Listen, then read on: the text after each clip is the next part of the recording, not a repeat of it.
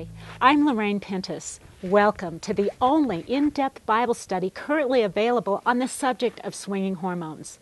This Bible study is for younger women in PMS and older women in perimenopause because both groups of women need to understand how to manage the swing of hormones so that they can go from being a little wow, a whacked out woman, to being a big wow, a woman of worship.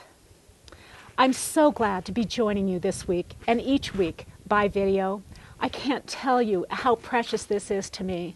I've spent many hours praying for you, and I pray that this study, you will just meet God in such a special way. I spent 35 years in the valley of PMS, in a fog. Do you see this picture? We live high at the base of the Colorado Rockies, on a plateau.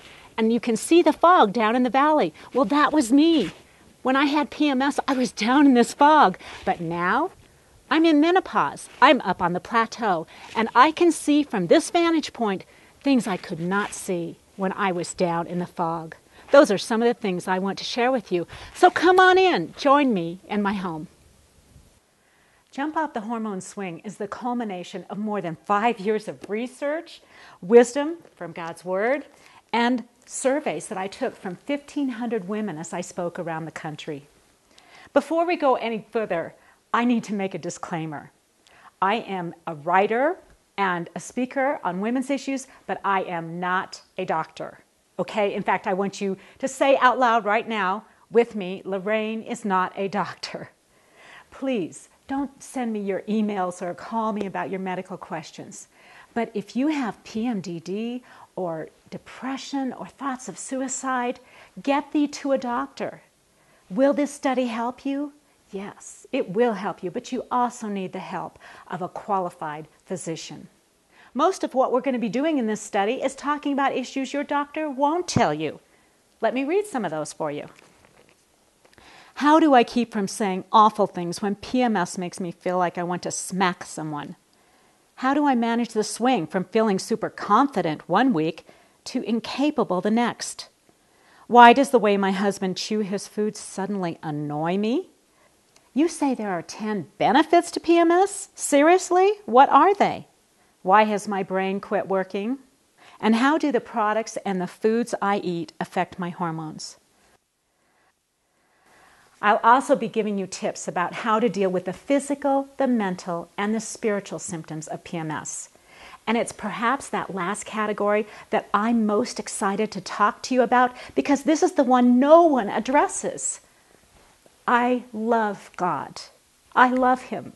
And one of the worst things about my PMS was the fact that I felt like I was disappointing Him. I can't tell you how anguishing it was when one moment I was on my knees praying for my neighbor, and the next moment I wanted to walk over there and strangle her and kick her ugly dog. I found ways to get rid of the headaches and the cramps, and I found vitamins that took the edge off of my moodiness. But the worst symptom of PMS, the most devastating symptom, was that I felt like I was failing God. We'll talk about this. I am praying 3 things for you during this study. First, I'm praying that you'll see God in a fresh way, that you will fall passionately, deeply in love with your Creator.